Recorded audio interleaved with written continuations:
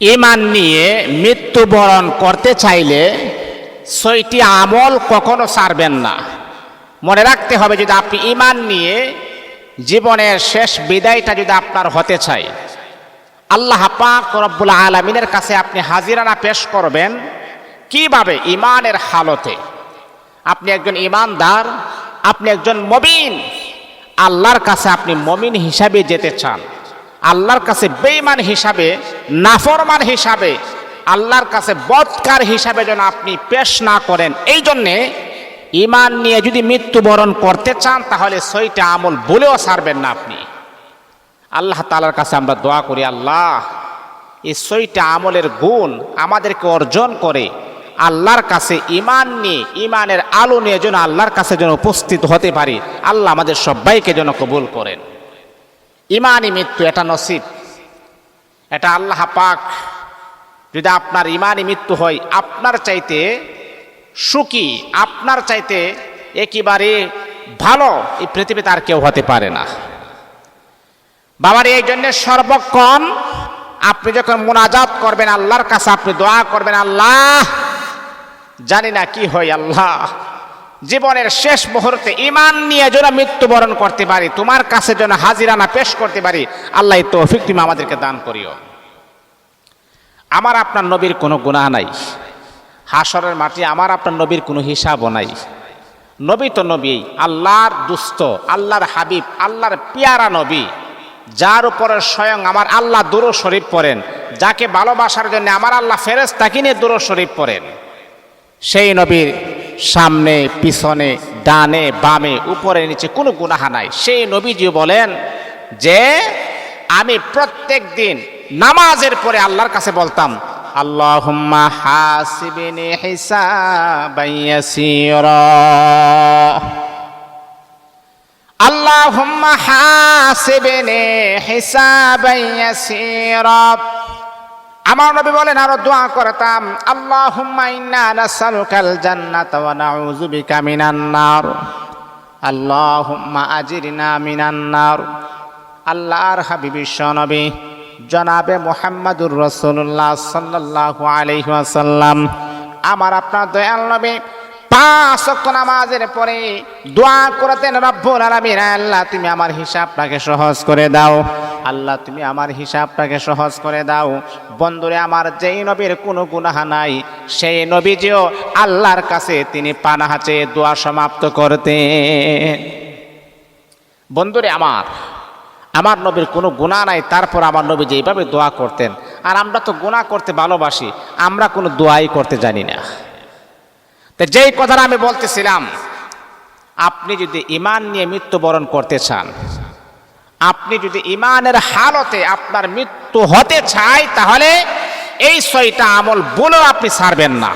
আমি আপনাদেরকে বললাম, ১ নাম্বার, নিয়মিতভাবে আপনি ৫ ওয়াক্ত নামাজ আপনি পড়বেন নিয়মিতভাবে।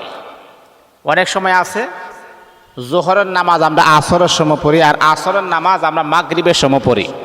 না, ফজরের সময় ফজরের নামাজ, জোহরের সময় জোহরের নামাজ, আসরের সময় আসরের নামাজ।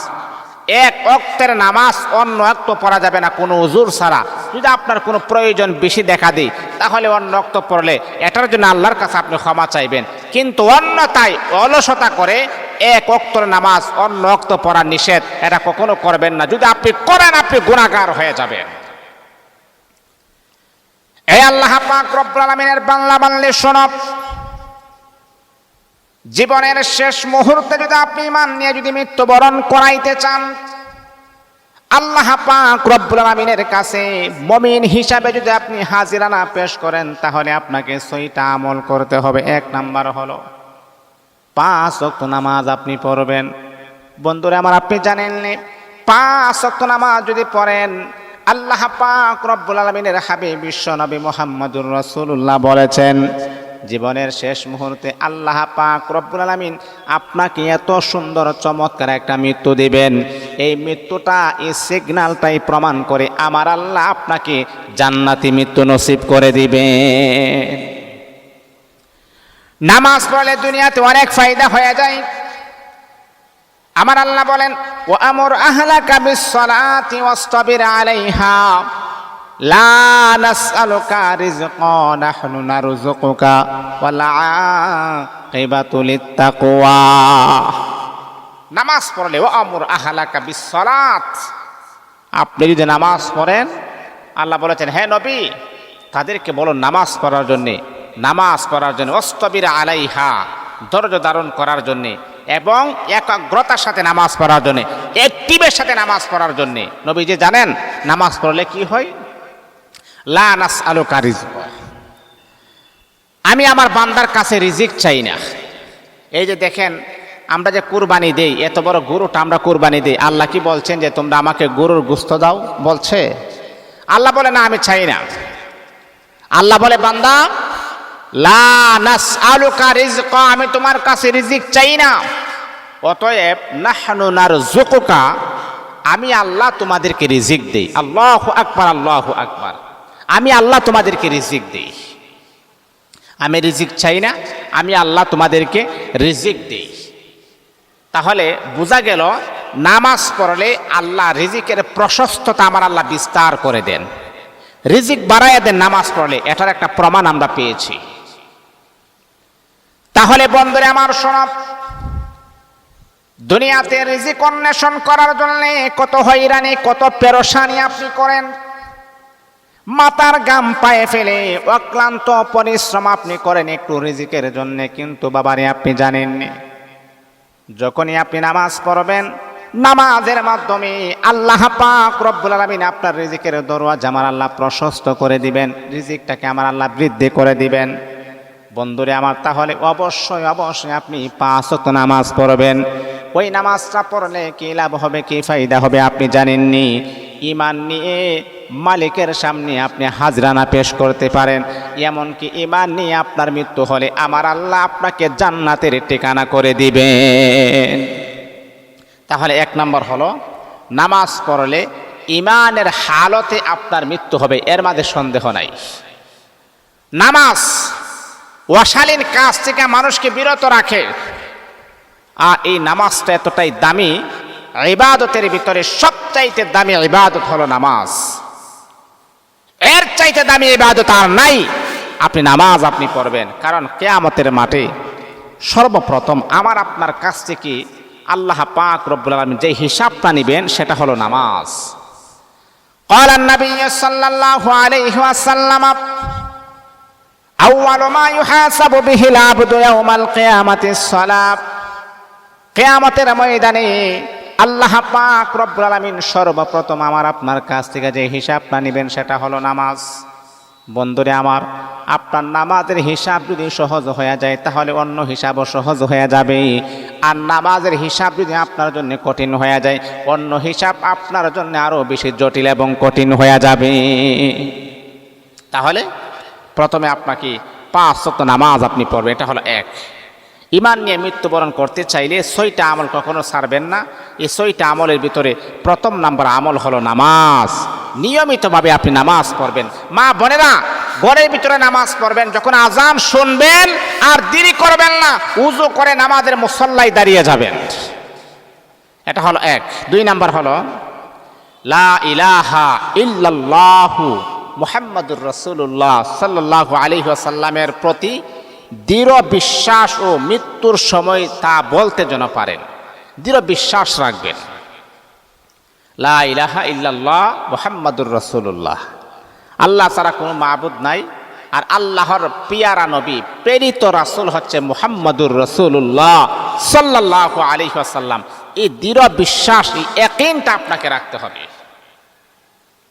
অথবা আপনি একটা তাসবিহ পড়বেন, লা ইলাহা ইল্লাল্লাহ, লা ইলাহা ইল্লাল্লাহ, লা ইলাহা ইল্লাল্লাহ। একটা তাসবিহ আপনি প্রয়োজনে আপনি পড়বেন। আল্লাহ পাক রব্বুল আলামিন বলে বান্দা, ঈমানের উপরে ইয়াকিন এবং অবিচল তোমাকে থাকতে হবে। ঈমানের উপরে তোমাকে একেবারে ইয়াকিন থাকতে হবে। বন্ধুরে আমার, আপনি লা ইলাহা ইল্লাল্লাহ এটার উপর আপনার দৃঢ় বিশ্বাস রাখতে হবে। আল্লাহর কাছে আপনি নামাজের পরে মুনাজাতের মাধ্যমে চোখের পানি ছেড়ে দিয়ে আপনি কাঁদবেন আর বলবেন, ও আমার মালিক, আয় আল্লাহ, জানি না কোন দিন জানি মালাকুল মাউত চলে আসে আমার জান কবজ করার জন্যে। এই আমার মালিক, হায় আল্লাহ, জানি না কোন দিন জানি মালাকুল মাউত চলে আসে আমার জীবনের শেষ বাতি বন্ধ করে দেওয়ার জন্যে। মালিক রে, যে কোনো সময় যে কোনো মুহূর্তে মালাকুল মাউত আসার ক্ষমতা আছে, আর জান কবজ করারও ক্ষমতা আছে। আল্লাহ, পৃথিবীতে সারা জীবন থাকার জন্য আসি নাই, কিন্তু আল্লাহ তোমার কাছে একটা দরখাস্ত, মালাকুল মাউত যদি আমার জান কবজ করে মৃত্যু চলাকালীন সময়ে, হে আমার মালিক, হে আমার রব, আপনি আমার জবান দ্বারা কালিমাটা বের করে দিবেন। আল্লাহর কাছে আপনি চাইবেন, যখন আপনার মৃত্যু যখন হয়ে যাবে, মৃত্যুর মুহূর্তে যদি আপনি কালিমা পড়তে পারেন, আর এই কালিমার আওয়াজটা যখন সবাই যখন শুনবে, এই সিমটম, এই লক্ষণটাই প্রমাণ করে ঈমান নিয়ে মৃত্যুবরণ করেছেন, আমার আল্লাহ আপনাকে জান্নাতি বানায়া দিবে। তাহলে মুমিনের 2 নাম্বার লক্ষণ হলো ঈমান নিয়ে মৃত্যুবরণ করার 6টা লক্ষণ আছে। এর ভিতরে 2 নাম্বার হলো যখন আপনার সাকরাতের যন্ত্রণা যখন শুরু হয়ে যাবে, মালাকুল মাউত যখন আপনার কাছে যখন চলে আসবে, মালাকুল মাউত যখন চলে আসবে, চলে আসার পরেও আপনার জান যখন কবজ হবে, মুমিন তারা উচ্চ আওয়াজে পড়বে, লা ইলাহা ইল্লাল্লাহু মুহাম্মাদুর রাসূলুল্লাহ। তারা উচ্চ আওয়াজে তারা কালিমা পাঠ করতে করতে তাদের মৃত্যু হবে, আর এই সিমটম, এই আলামতটাই প্রকাশিত হয় যে আপনি জান্নাতি হবেন। এর মাঝে বিন্দু পরিমাণ কোনো সন্দেহ নাই। আল্লাহু আকবার, আল্লাহু আকবার। ইমানি হালত, ইমানি মৃত্যু, আল্লাহু আকবার। এটা হলো 2 নাম্বার। 3 নাম্বার হলো সুন্নাহ অনুসরণ করা ও বিদআত থেকে বেঁচে থাকা। নবীর সুন্নাহকে অনুসরণ করা, নবীর সুন্নাহকে কি করা? অনুসরণ করা। এবং বিদআত যেইগুলা কুসংস্কার, সুন্নত না, কিন্তু মানুষ এটাকে মানে না, এটা করা যাবে না। আমাদের আইডল হচ্ছে মুহাম্মদুর রাসূলুল্লাহ সাল্লাল্লাহু আলাইহি ওয়াসাল্লাম। কোনো ব্যক্তি আমাদের দলিল না, কোরআন এবং হাদিস হলো আমাদের দলিল। কে কি করলো না করলো এটা দেখার বিষয় না, আগে আমাকে জাস্টিফাই করতে হবে।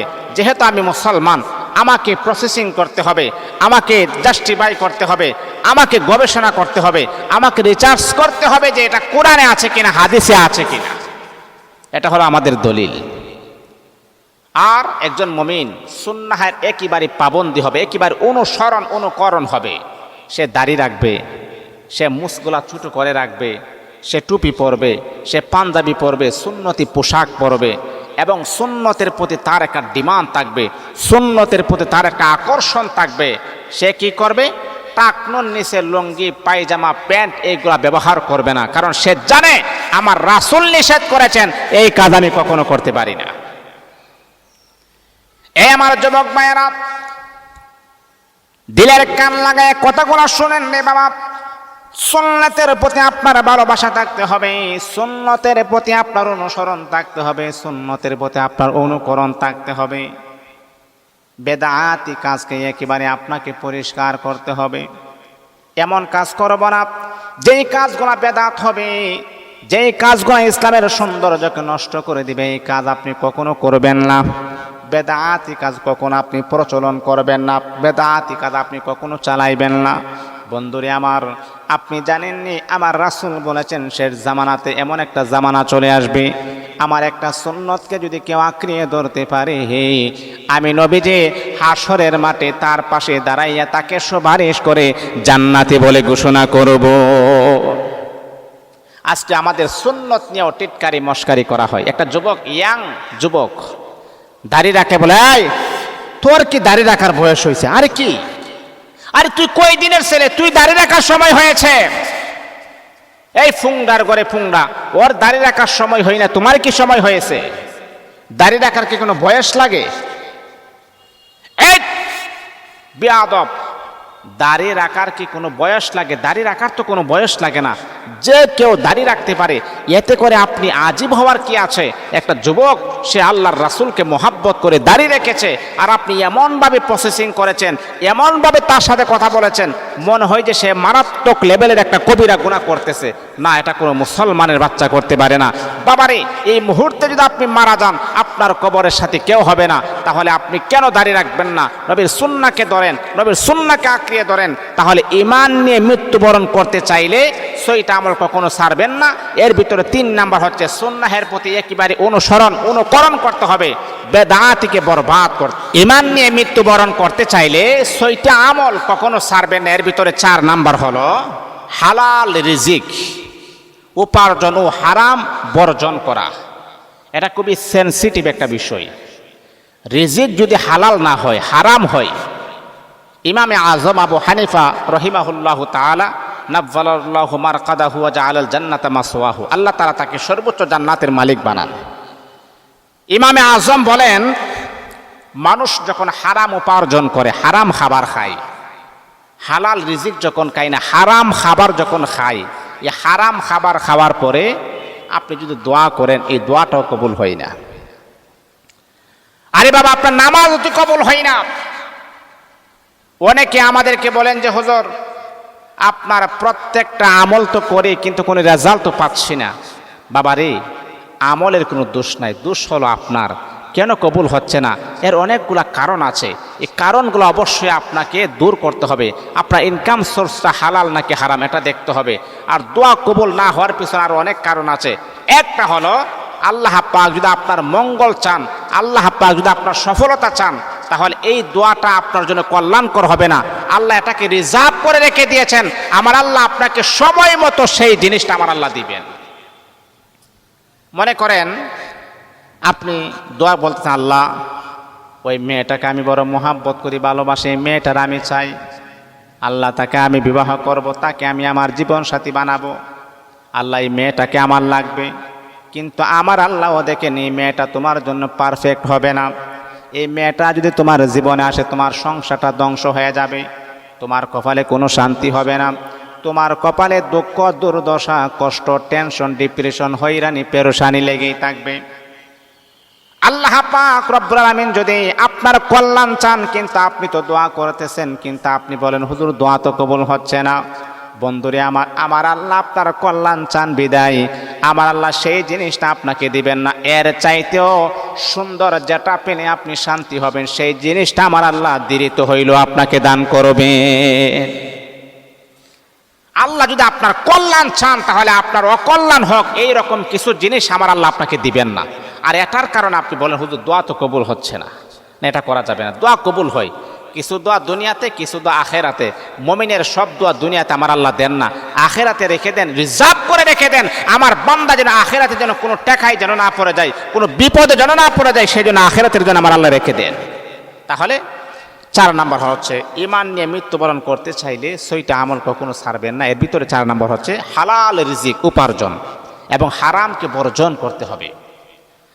আমার দেখতে হবে আমি যে বাজার সদাই করতেছি এটা কি হালাল কিনা, রিজিকটা আমার হালাল কিনা। আর হারাম যদি রিজিকটা যদি আমার হারাম হয়, এটাকে তাড়াতাড়ি এটাকে ডিলিট করতে হবে, এটাকে বিতাড়িত করতে হবে। কারণ হারামের ভিতরে আরাম নাই, শান্তি নাই।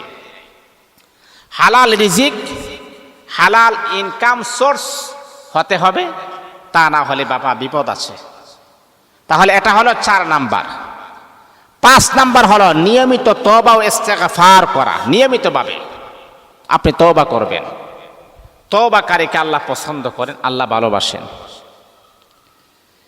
এই আল্লাহ পাক রব্বুল আলামিনের বান্দা, আপনি জানেন আল্লাহর রাসূল হাদিসের ভিতরে বলেন, কুল্লু বানি আদামা খাত্তাউন ওয়া খায়রুল খাত্তাইনা তাওয়াবুন। আল্লাহর রাসূল বলেন প্রত্যেকটি বনি আদম সন্তান হলো গুনাহগার, এর ভিতরে শ্রেষ্ঠ এবং দামি হলো তারা। ওয়া খায়রুল খাত্তাইনা তাওয়াবুন, যারা গুনাহ হওয়ার পরে যারা তওবা করে আল্লাহর কাছে ফিরে আসে, আল্লাহ আমি অন্যায় করে ফেলেছি, আমি অপরাধ করে ফেলেছি, আল্লাহ আমি আর করব না, আর এই অপরাধ আমি আর করব না, এই অন্যায় আমি আর করব না। যখন নিজের গুনাহের জন্য যখন অনুতপ্ত হয়, আমার আল্লাহ বলেন তাদেরকে আমি আল্লাহ বড় মুহাব্বত করি। কেমন মুহাব্বত করি?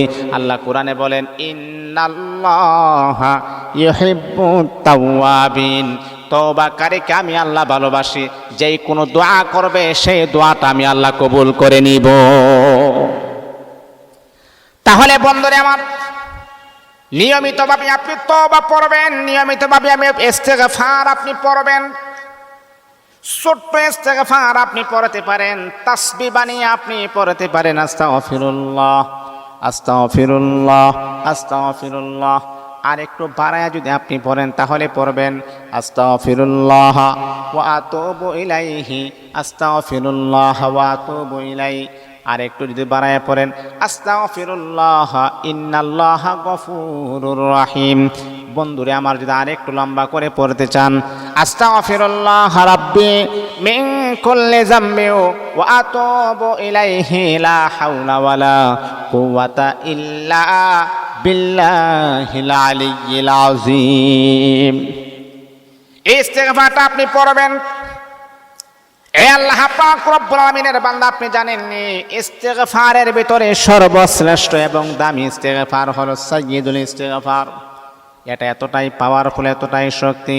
ও বন্ধু, আপনি জানেননি যদি কোনো ব্যক্তি, কোনো আল্লাহর বান্দা সকাল বিকাল যদি ইস্তেগফার পড়ে, সকালবেলা যদি ফজরের নামাজ পড়ার পরে যদি 3 বার সাইয়্যিদুল ইস্তেগফার পড়েন, আবার যদি আসরের নামাজের পরে 3 বার পড়েন, আমার আল্লাহ দিনে অথবা রাতে যদি আপনি মারা যান, আপনার জন্যে আল্লাহর জান্নাতটা ওয়াজিব করে দিবেন। আমার আল্লাহ আপনার জন্য জান্নাতটা ওয়াজিব করে দিবেন। আপনি জান্নাতি, আপনি জান্নাতি, আপনি জান্নাতি, এর মধ্যে বিন্দু পরিমাণ কোনো সন্দেহ নাই। আল্লাহু আকবার, আল্লাহু আকবার, আপনি জান্নাতি হয়ে যাবেন।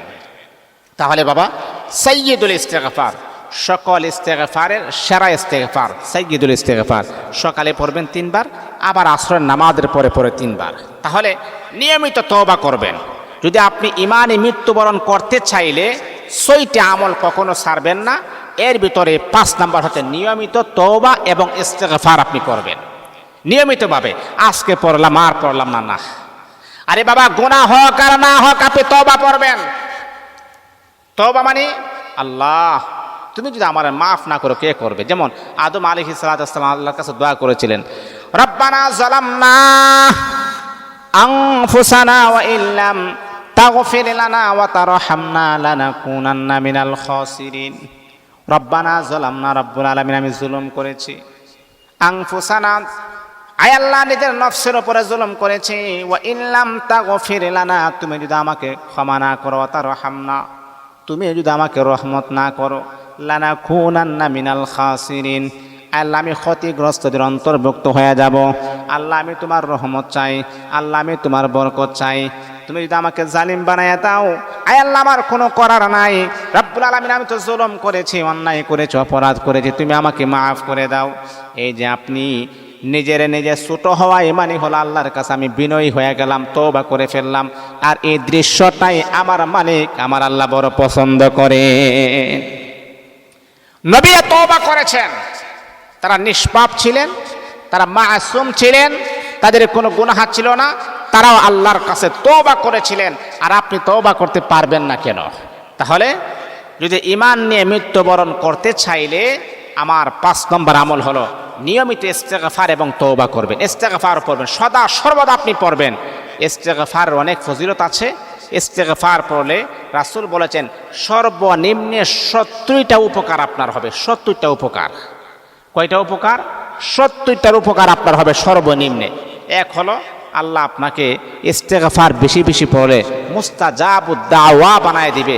আর মুস্তাজাবুদ দাওয়া বলা হয় এমন ব্যক্তিকে, যেই ব্যক্তি আল্লাহর কাছে 2 কানা হাত বাড়াইতে দেরি হয়, মালিক তার দোয়া সাথে সাথে কবুল করতে 1 সেকেন্ডও দেরি করেন না। আল্লাহু আকবার, আল্লাহু আকবার।